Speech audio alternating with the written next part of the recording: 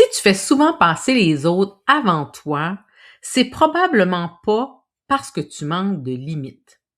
C'est peut-être parce que quelque part en toi, s'adapter, c'est devenu une façon de rester en sécurité. Aujourd'hui, j'ai envie de mettre des mots sur ça et de te partager 5 raisons qui expliquent pourquoi tu t'oublies, parfois même sans t'en rendre compte.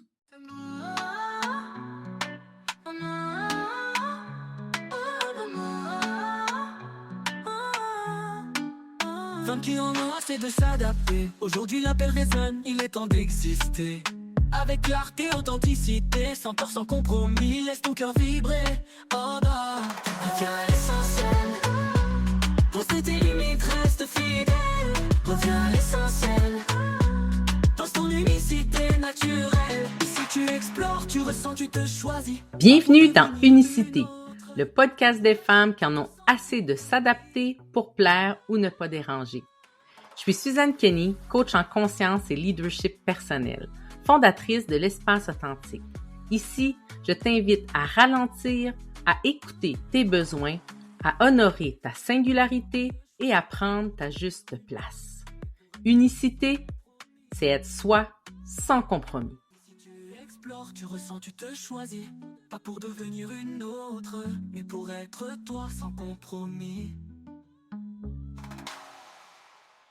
Si c'est ta première fois ici, je te souhaite la bienvenue dans Unicité. Ici, on cherche à se comprendre pour mieux incarner notre unicité, puis prendre notre juste place dans notre environnement et dans nos relations. Dans cet épisode, on va parler de suradaptation. Non pas comme un défaut, mais comme une façon que tu as apprise pour te protéger, puis préserver quelque chose d'essentiel pour toi. En fait, ça commence souvent comme ça. Tu dis oui rapidement. Tu t'ajustes à l'ambiance. T'anticipes les réactions, les émotions, les besoins des autres. Puis après, tu te rends compte que toi, t'es plus là. Tu t'es encore mis de côté. Et souvent, c'est pas parce que tu sais pas ce que tu veux. C'est parce qu'il y a en toi un besoin très fort de préserver le lien avec l'autre. En fait, on ne se suradapte jamais sans raison. Il y a toujours une bonne intention derrière. Un besoin de sécurité, un réflexe de protection.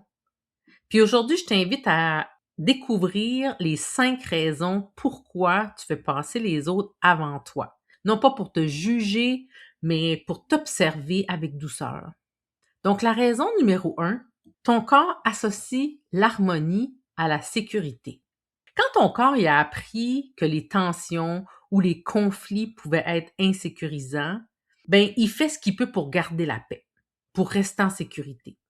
Moi, il y a une période de ma vie où, dans une relation qui était assez importante à ce moment-là, où j'ai commencé à m'ajuster, sans même m'en rendre compte. L'autre était contrôlant, imprévisible dans ses réactions, souvent critique dans ses mots. Puis peu à peu, je choisissais mes mots. Je surveillais mon ton. J'évitais certains sujets. Je minimisais ce que je ressentais. Pas parce que j'avais rien à dire, mais parce que dans mon corps, j'avais compris une chose très simple et très importante. M'adapter, c'était éviter l'explosion. Et ce qui a été encore plus confrontant pour moi, c'est de réaliser que ce même réflexe, il s'est rejoué plus tard dans ma relation avec ma fille. Pas nécessairement de la même façon, pas avec les mêmes enjeux, mais avec le même automatisme intérieur. Pour éviter la tension, garder la paix, me taire plutôt qu'entrer en conflit ou éviter que ça aille trop loin. Avec le recul, je vois que c'était pas un manque de courage de ma part. C'était mon système nerveux qui faisait exactement ce pourquoi il est conçu, c'est-à-dire me protéger.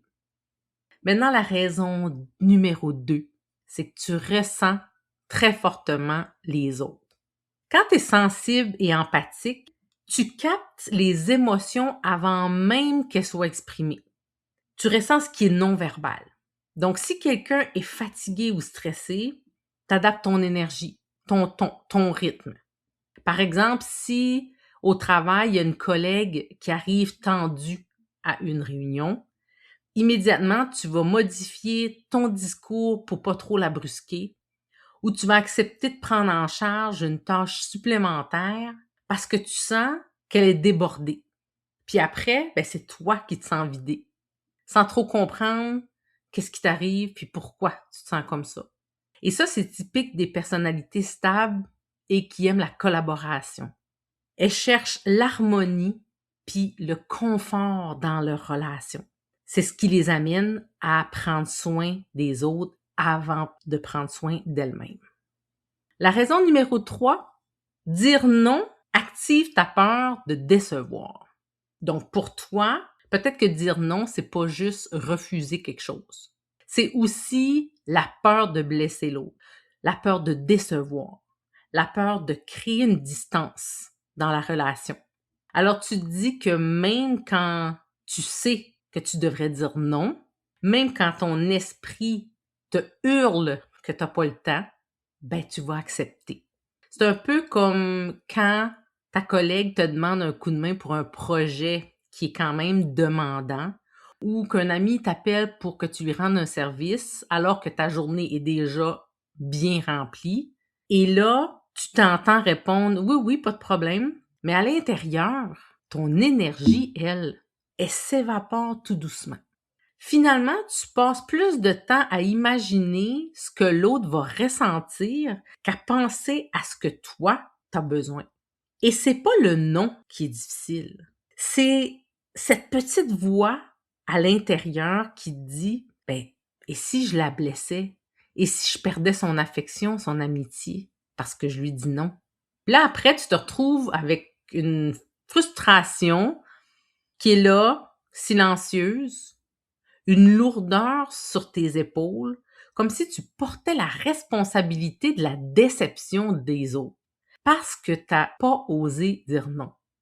La raison numéro 4, tu as appris que t'adapter, c'est être une bonne personne. Peut-être que très tôt, quand tu étais plus jeune, tu as appris à être gentille, accommodante, facile, à répondre aux attentes sans poser de conditions parce que tu voulais éviter les conflits. Aujourd'hui, tu offres de l'aide sans même y penser. Donc, ça peut aller de ramener un café à une collègue qui est stressée, ajuster ton horaire pour que tout le monde soit content, ou écouter une amie parler pendant longtemps sans jamais qu'elle te demande si toi tu vas bien. Et quand tu as besoin d'aide, là, c'est plus compliqué. Tu te dis, tu devrais être capable de gérer ça toute seule.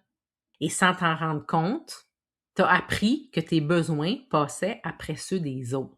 Que t'adapter, céder, te rendre disponible, c'était la preuve que tu étais quelqu'un de bien, quelqu'un de généreux, quelqu'un qu'on aimait. Donc, tu continues à t'adapter, même quand ça te coûte de l'énergie, même quand ça crée un vide à l'intérieur de toi. Comme si à chaque fois que tu posais tes limites, tu risquais de perdre un peu de cette reconnaissance qui est non dite, cette validation que tu as accumulée toute ta vie. Et ça devient un réflexe. Avant même de réfléchir, tu choisis l'adaptation. Parce que quelque part, tu crois que c'est ça, être une bonne personne. Quand on est souvent en mode suradaptation, on finit par se déconnecter de soi. On prend des décisions pour plaire inconsciemment, pour éviter les tensions, plutôt que de se respecter. Si tu te reconnais là-dedans, j'ai créé l'accompagnement Essence pour t'aider à te recentrer.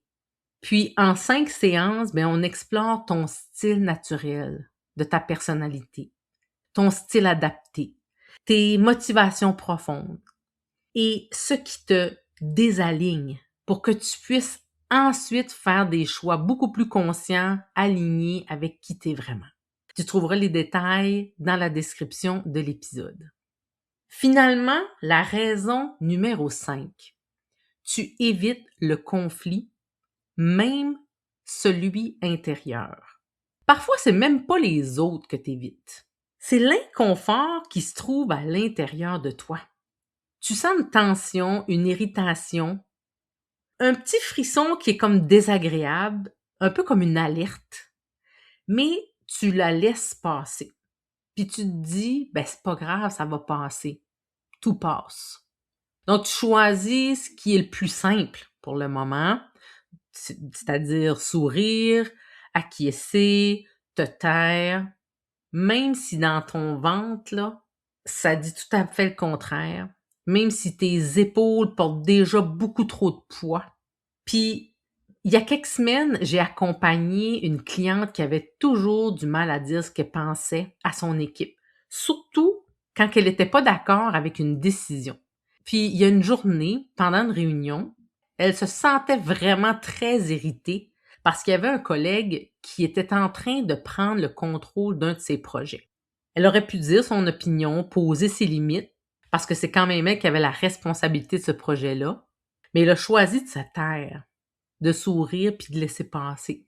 Mais à la fin de la journée, elle se sentait vidée, tendue, puis avec un poids sur les épaules.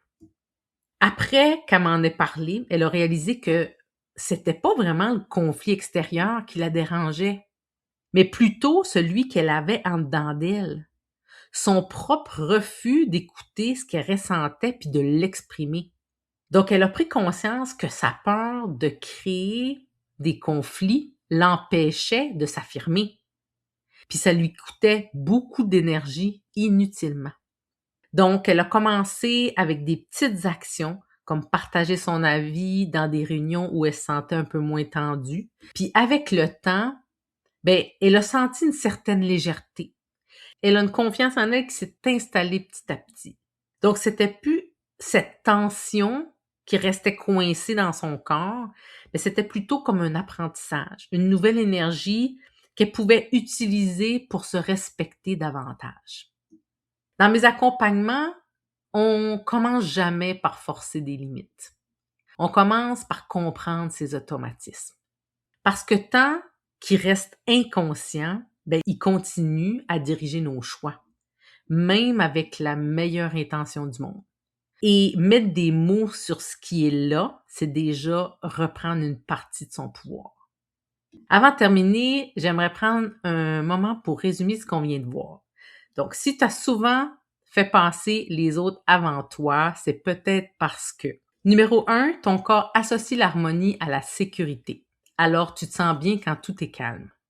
Numéro 2, tu ressens très fort les autres, donc tu t'adaptes pour protéger, pour alléger et pour soutenir l'autre. Numéro 3, dire non active ta peur de décevoir. Alors, tu veux préserver le lien, même au prix de ton propre confort. Numéro 4, tu as appris que t'adapter, c'est être une bonne personne. Donc, tu donnes facilement, mais tu t'oublies souvent.